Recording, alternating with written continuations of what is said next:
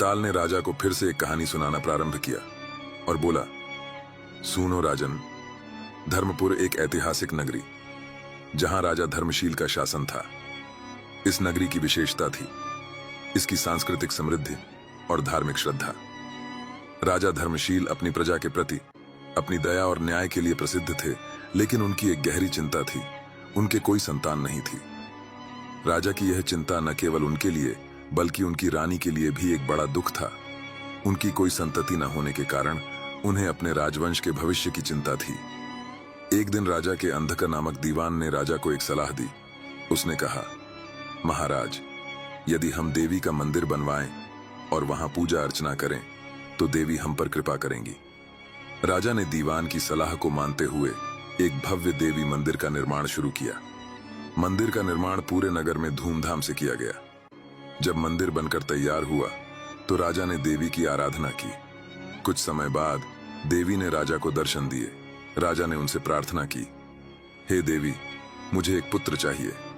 देवी ने मुस्कुराते हुए कहा, तुम्हारा पुत्र प्रतापी होगा। तथास्तु कहकर अंतर्ध्यान हो गई।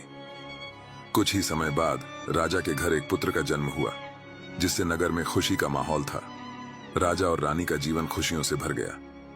इसी बीच एक धोबी अपने मित्र के साथ धर्मपुर में आया। धोबी की नजर देवी के मंदिर पर पड़ी, जहां एक सुंदर लड़की पूजा कर रही थी। उसकी सुंदरता ने धोबी का दिल जीत लिया। धोबी ने देवी से प्रार्थना की, हे देवी, मुझे यह लड़की मिल जाए। अगर मुझे यह मिल गई तो मैं अपना सिर तुम्हारे चरणों में चढ़ा दूंगा। उसकी प्रार्थना सुनकर देवी ने मुस्कुराई, लेकिन उन्होंने यह नहीं कहा कि उसकी इच्छा पूरी होगी। धोबी वहां से चल गया। उसकी बेचैनी काफी बढ़ने लगी और उसने अपने मित्र को अपनी समस्या बताई। उसके मित्र ने यह समस्या धोबी के पिता को बताया। धोबी ने अपने बेटे के इस बेचैनी को देखकर उसने उस सुंदर लड़की के पिता से बातचीत की और विवाह तय कर दिया। विवाह समारोह धूमधाम से मनाया गया। विवाह के बाद धोबी और उसकी पत्नी के बीच प्रेम बढ़ने लगा। कुछ समय बाद धोबी को अपने ससुराल में एक बड़े उत्सव का निमंत्रण मिला। उत्सव की खुशी में धोबी अपने मित्र के साथ उत्सव में शामिल होने के लिए निकला। रास्ते में जब वह निकला तो उसने देवी के मंदिर को दिखा। रास्ते में देवी का मंदिर देखकर उसे अपना वादा याद आया। उसने अपने मित्र से बोला कि तुम दोनों यहीं पर रुको, मैं देवी का दर्शन करके आ रहा हूं।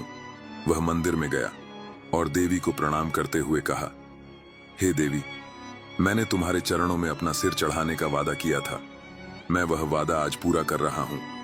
इतना कहकर उसने अपनी कटार निकाली और अपना सिर काटने का निर्णय लिया। कुछ देर होने पर जब धोबी मंदिर से बाहर नहीं आया, तब धोबी का मित्र मंदिर में गया।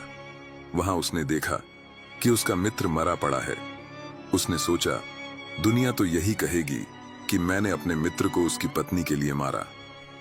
इस सोच में उसने भी आत्महत्या करने का निर्णय लिया और अपना सर घर से अलग करके मृत्यु को प्राप्त हुआ। कुछ देर बीतने के बाद जब धोबी का मित्र भी मंदिर से बाहर नहीं आया तो धोबी की पत्नी संकोच में पड़ गई। उसने मंदिर में जाने का निर्णय लिया। जब धोबी की पत्नी मंदिर में गई और जब दोनों को देखा तो वह दंग रह गई। यह सब देखकर उसने भी आत्महत्या करने की सोची, लेकिन तभी देवी प्रकट हुई। देवी ने कहा, मैं तुमसे प्रसन्न हूं, जो चाहो सो मांगो। पत्नी ने देवी से कहा, हे देवी, अगर आप मुझे प्रसन्न हैं तो कृपया इन्हें पुनर्जीवित कर दो। देवी ने कहा, ठीक है, तुम दोनों के सिर मिलाकर रख दो। पत्नी ने घबराते हुए सिरों को जोड़ने का प्रयास किया, लेकिन गलती से एक का सिर दूसरे के धड़ पर लग गया। जब देवी ने दोनों को पुनर्जीवित किया तो वे आपस में झगड़ने लगे। एक ने कहा, यह स्त्री मेरी है, और दूसरे ने कहा, नहीं, यह मेरी है। बेताल ने राजा से पूछा, हे राजन, बताओ कि यह स्त्री किसकी है? राजा ने उत्तर दिया, नदियों में गंगा उत्तम है, पर्वतों में सुमेरु, वृक्षों में कल्प वृक्ष और अंगों में सिर। इसलिए जिस शरीर पर पति का सिर लगा है वही पति होना चाहिए। इतना सुनकर बेताल फिर पेड़ पर जा लटका।